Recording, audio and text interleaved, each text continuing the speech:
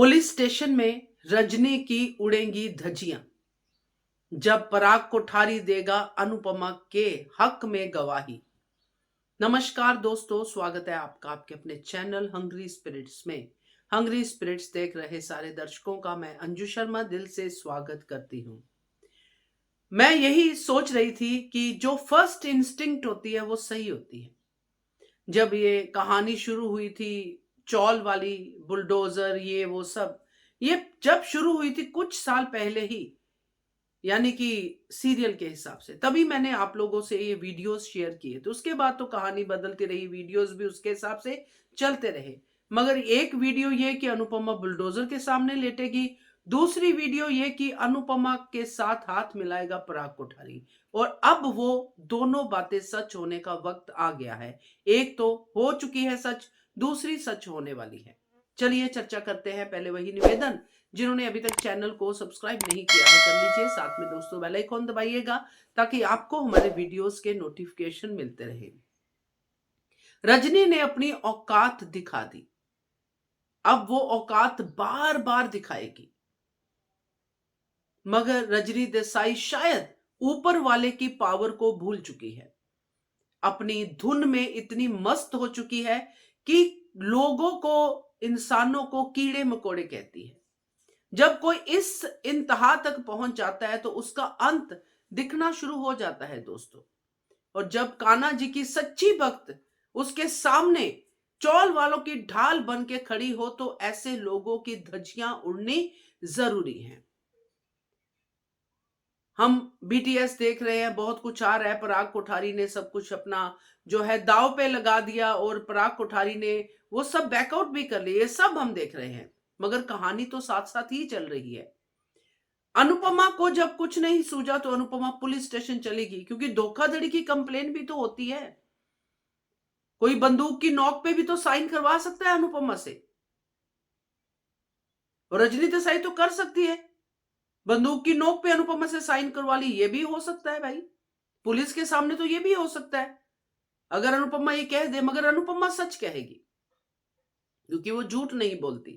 अगर अनुपमा एक बार ये कह दे कि मेरे पास पावर ऑफ अटॉर्नी थी, ये मेरी दोस्त है, इसको पता था, इसने मुझे मजबूर किया, मेरे सर पे गन रख दी, या मेरी बेटी को अगवा किया, जो भी कुछ भी करके अनुपमा ये साबित कर सकती है कि ये फर्जी साइन है, जबरदस्ती के लिए हुए साइन है।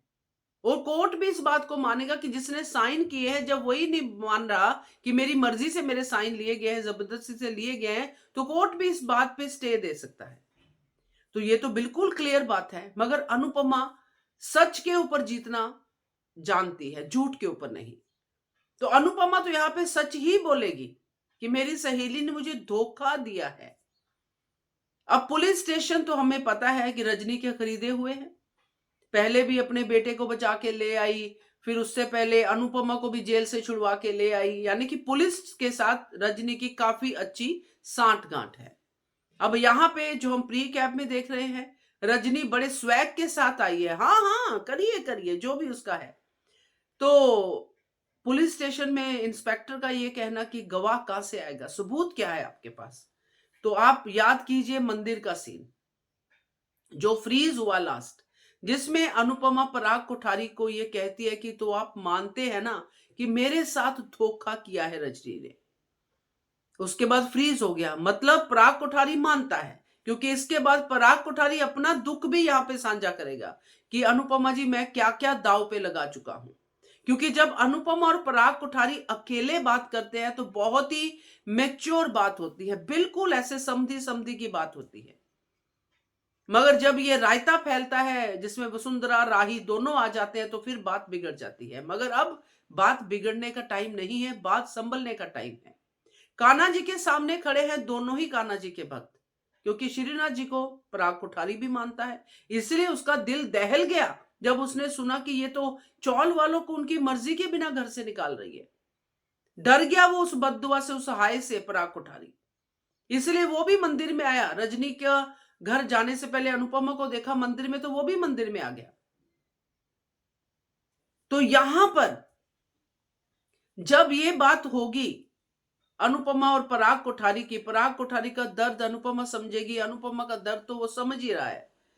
तो उसके बाद रजनी के पास जाके जो पराग कोठारी कहेगा हमें दिखाएंगे नहीं दिखाएंगे वो बात की बात है, बट यहां पे जो रजनी छाती ठोक के बोल रही है कि उसको पता है कि सबूत तो कोई होगा नहीं, गवाह कहां से लाएगी। तो यहां पे गवाह के तौर पे एक बड़ा बिजनेसमैन जब सामने आएगा कि मैं हूं इस बात का गवाह, मेरे सामने रजनी ने कहा है कि उसने अनुपमा से धोखे से साइन लिए हैं, इनके साथ धोखा हुआ है, इनकी कंप्लेन लिखिए, इन्वेस्टिगेशन कीजिए, कंप्लेन लिखना आपका फर्ज है। तो अनुपमा की बैक पे खड़ा होगा पराग कोठारी और रजनी देखती रह जाएगी, क्योंकि अब रजनी की उल्टी गिनती तो शुरू हो गई है। अब तो वो खिसियानी बिल्ली खंबा नोचे वाला काम होगा, क्योंकि अनुपमा ने जहां पे चौल वालों का गुस्सा सहा है, क्योंकि वो जानती है कि इनका गुस्सा जायज है मेरे ऊपर, मगर उनको छोड़ के फिर भी नहीं जाएगी, वहीं पे झोंपड़ा बना के रहेगी चौल में, किसी के घर नहीं रहेगी, अपने भी घर नहीं रहेगी जो जस्सी का घर है, वहीं पे चौल के बीचों बीच या साइड में जहां पे भी अनुपमा वहां पे रहकर वहां पे चौल वालों को दिखा के कि मैं तुम लोगों से कितना प्यार करती हूं, तुम लोगों को तब तक छोड़ के नहीं जाऊंगी तब जब तक तुम्हारे घर सुरक्षित नहीं है। इसलिए वो वहां से जाएगी कंप्लेन लिखाने।